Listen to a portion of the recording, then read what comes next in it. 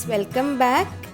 ഇന്നത്തെ recipe beef കറിയാണ്. നല്ല എളുപ്പത്തിൽ, നല്ല രുചിയിൽ, നല്ല സ്പെഷ്യലായിട്ട് ഉണ്ടാക്കിയെടുക്കാൻ പറ്റുന്ന നല്ലൊരു ബീഫ് കറി റെസിപ്പിയാണ്. എങ്ങനെയാണ് ചെയ്യുന്നതെന്ന് നോക്കാം.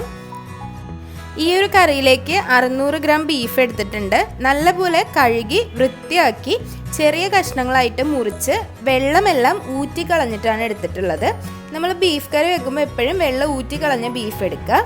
വേവിക്കാൻ വേണ്ടി ഒരു കുക്കറിലേക്ക് മാറ്റിയിട്ടുണ്ട്. ഇനി അല്ല, ഒരു കലത്തിലിട്ട് വേവിക്കണമെങ്കിൽ അങ്ങനെ വേവിക്കാം.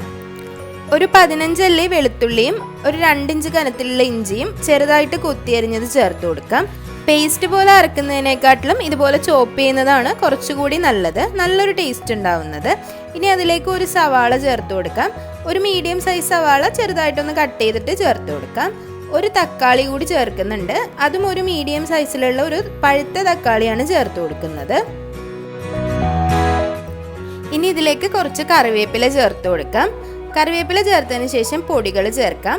1/2 ടീസ്പൂൺ അളവിൽ മഞ്ഞൾപ്പൊടി, 1.5 ടീസ്പൂൺ അളവിൽ മുളക് പൊടി. എരിവുള്ള മുളക് പൊടിയാണ് എടുത്തിട്ടുള്ളത്. ഇനി എരിവ് കുറവ് വേണമെന്നുണ്ടെങ്കിൽ കാശ്മീരി മുളക് പൊടി എടുക്കാം. 1 ടീസ്പൂൺ അളവിൽ ഗരം മസാല ചേർക്കാം. ലിങ്ക് ഞാൻ ഡിസ്ക്രിപ്ഷൻ ബോക്സിൽ കൊടുക്കാം.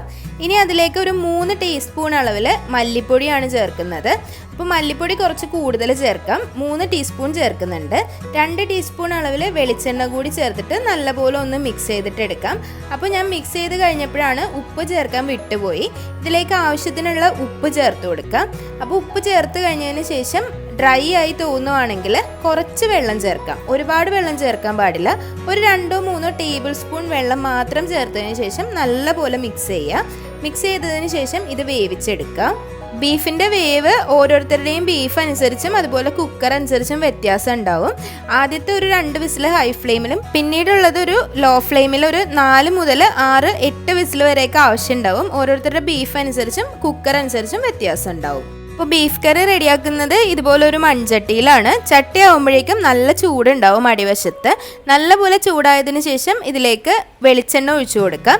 ഒരു 2-3 ടേബിൾ സ്പൂൺ വെളിച്ചെണ്ണ ഒഴിച്ചു കൊടുക്കാം. അപ്പോൾ ഇതൊരു നാടൻ സ്റ്റൈലിൽ ബീഫ് കറി വെക്കുന്നതുകൊണ്ട് തന്നെ ഞാനിവിടെ ഒരു 3 ടീസ്പൂൺ അളവ് വെളിച്ചെണ്ണ ഒഴിച്ചു കൊടുക്കുന്നുണ്ട്. വെളിച്ചെണ്ണ നല്ലപോലെ ചൂടായി കഴിയുമ്പോൾ അതിലേക്ക് കുറച്ച് കറിവേപ്പില ചേർത്ത് കൊടുക്കാം. മൺചട്ടിയിൽ വെക്കണമെന്ന് നിർബന്ധമൊന്നുമില്ല, വെച്ചാൽ നല്ല ടേസ്റ്റാണ്. ഇനി അതിലേക്ക് ചെറിയുള്ളിയാണ് ചേർക്കുന്നത്. ഏകദേശം ഒരു 40 ചെറിയുള്ളി നല്ലപോലെ ചെറുതായിട്ട് അരിഞ്ഞിട്ട് ചേർത്ത് കൊടുക്കുന്നുണ്ട്.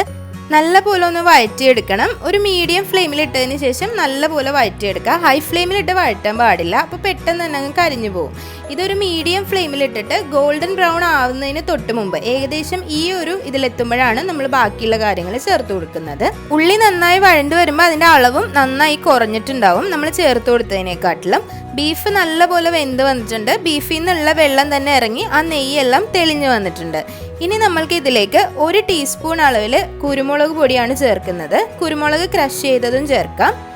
ഇനി 1.5 ടീസ്പൂൺ അളവിൽ പെരിഞ്ജീരകം പൊടിച്ചതാണ് ചേർക്കുന്നത്. പെരിഞ്ജീരകം അല്ലെങ്കിൽ വലിയ ജീരകം വറുത്ത് പൊടിച്ചതാണ് ചേർത്ത് കൊടുത്തിട്ടുള്ളത്. അപ്പോൾ ഈ 2 പൊടികൾ മാത്രമാണ് നമ്മൾ ഈ ഒരു സമയത്ത് ചേർക്കുന്നത്. മഞ്ഞൾപ്പൊടിയും മുളക് പൊടിയും ഗരം മസാല എല്ലാം നമ്മൾ ആദ്യം ചേർത്ത് വേവിച്ചത് കൊണ്ട് തന്നെ ഇത്രയും പൊടികൾ മാത്രമേ ആവശ്യമുള്ളൂ. നല്ലതുപോലെ ഒന്ന് മിക്സ് ചെയ്ത് പൊടികളുടെ പച്ചമണം എല്ലാം മാറിക്കഴിഞ്ഞതിന് ശേഷം വേവിച്ച് വെച്ചിട്ടുള്ള ബീഫ് അതേപടി ചേർത്ത് കൊടുക്കാം. ബീഫ് ചേർത്ത് കൊടുത്തതിന് ശേഷം നല്ലപോലെ ഒന്ന് മിക്സാക്കി കൊടുക്കുക. നിങ്ങൾക്കിനി ചാറ് വേണമെന്നുണ്ടെങ്കിൽ കുറച്ച് വെള്ളവും കൂടെ ഒഴിക്കാം. ഒഴിക്കേണ്ട ആവശ്യമൊന്നും വരില്ല. നല്ലപോലെ കുറുകിയ ചാറോടുകൂടി തന്നെയാണ് ഈ ഒരു ബീഫ് കറി കിട്ടുക. ഇനി നിങ്ങൾക്ക് റോസ്റ്റ് ആക്കണമെന്നുണ്ടെങ്കിൽ ആ വെള്ളം മുഴുവൻ അങ്ങ് വറ്റിച്ച് കളഞ്ഞാൽ മതി. അപ്പോൾ നല്ലൊരു റോസ്റ്റായിട്ടും കിട്ടും. ഇനി ഇതിലേക്ക് കുറച്ച് പച്ചമുളക് ചെറുതായിട്ട് അരിഞ്ഞത് കൂടി ചേർത്ത് കൊടുക്കാനുണ്ട്. അത് നല്ലപോലെ മിക്സ് ചെയ്ത് ആ ഒരു എല്ലാം കൂടി മിക്സ് ആയതിനു ശേഷം മാത്രം പച്ചമുളക് ചേർത്താൽ മതി. പച്ചമുളകിൻ്റെ ടേസ്റ്റ് ഒരുപാട് അങ്ങ് ബീഫിലേക്ക് ഇറങ്ങണ്ട. ഒരു 2 പച്ചമുളക് ചെറുതായിട്ട് അരിഞ്ഞത് കൂടി ചേർത്ത് കൊടുത്തിട്ട് മിക്സ് ചെയ്യാം. അപ്പോൾ ബീഫ് കറി റെഡി ആയിട്ടുണ്ട്. കുറച്ച് ചാറൊന്ന് വറ്റിച്ചെടുത്താൽ ഇത് നല്ല റോസ്റ്റ് പോലെ ഉണ്ടാവും കേട്ടോ. അപ്പോൾ നല്ല രുചിയാണ്. ചോറിന് കൂടെ കഴിക്കാനും ചപ്പാത്തി പൊറോട്ടയുടെ ഒക്കെ കൂടെ കഴിക്കാനും അടിപൊളി ഒരു കോമ്പിനേഷനാണ്. ഒരു സ്പെഷ്യൽ ബീഫ് കറിയാണ്. ഇനി ഇതിൻ്റെ രുചി ഒന്ന് സ്പെഷ്യലാക്കാൻ വേണ്ടി ഇതിലേക്ക് ഒരു ചെറിയ കഷ്ണം ശർക്കര കൂടി ചേർക്കാം. അപ്പോൾ ഇത് ഇഷ്ടമുള്ളവർക്ക് മാത്രം ചേർത്താൽ മതി. ശർക്കര കൂടി ചേർക്കുമ്പോഴേക്കും ഒരുപാട് മധുരമൊന്നും വരില്ല. ഒരു പ്രത്യേക ടേസ്റ്റ് ഉണ്ടാവും. നമ്മൾ ചേർത്ത് കൊടുത്ത എരിവും എല്ലാം ഒന്ന് ബാലൻസ് ആയി കിട്ടാൻ വേണ്ടിയിട്ടാണ് ശർക്കര ചേർക്കുന്നത്. വളരെ ചെറിയൊരു കഷ്ണം ശർക്കരയാണ് ചേർത്ത് കൊടുത്തിട്ടുള്ളത്. അതൊരു പ്രത്യേക ടേസ്റ്റ് തന്നെയാണ്. ഇനി അത് ഒഴിവാക്കണം എന്നുള്ളവർക്ക് ഒഴിവാക്കാം കേട്ടോ, നിർബന്ധമൊന്നുമില്ല. അപ്പോൾ കറി റെഡി ആയിട്ടുണ്ട്. നല്ല വറ്റിച്ചാണ് ഞാൻ എടുത്തിട്ടുള്ളത്, നല്ല ടേസ്റ്റുമാണ്. അപ്പോൾ ഈ ഒരു കറിയും ചോറും അതുപോലെ മോര് കറിയും നല്ലൊരു കോമ്പിനേഷനാണ്. അപ്പോൾ എല്ലാവരും ട്രൈ ചെയ്ത് നോക്കുക. ട്രൈ ചെയ്ത് നോക്കിയിട്ട് അഭിപ്രായങ്ങളൊക്കെ കമൻറ്റ് ബോക്സിൽ അറിയിക്കാം.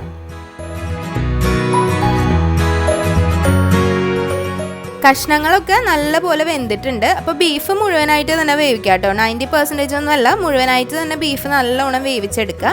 അപ്പോഴാണ് നല്ല ടേസ്റ്റ് ഉണ്ടാവുക. നമ്മളിനി ഇതിൽ മിക്സ് ചെയ്തിട്ട് ഒരുപാട് നേരമൊന്നും വേവിക്കണില്ലല്ലോ.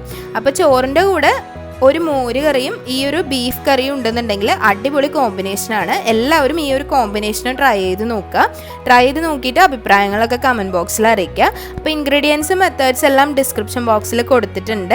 അപ്പോൾ എല്ലാവർക്കും റെസിപ്പി ഇഷ്ടമായെന്ന് വിചാരിക്കുന്നു. റെസിപ്പീസൊക്കെ ഇഷ്ടമാവുന്നുണ്ടെങ്കിൽ ചാനൽ സബ്സ്ക്രൈബ് ചെയ്യാൻ മറക്കരുത്. സബ്സ്ക്രൈബ് ചെയ്യുമ്പോൾ കൂടെയുള്ള ബെല്ലൈക്കൺ കൂടി പ്രസ് ചെയ്യുക. അതിൽ ഓൾ എന്നുള്ള ഓപ്ഷൻ തന്നെ പ്രസ് ചെയ്യുക. ഇനിയും നല്ല റെസിപ്പികളായിട്ട് വരുന്നത് വരേക്കും താങ്ക് യു.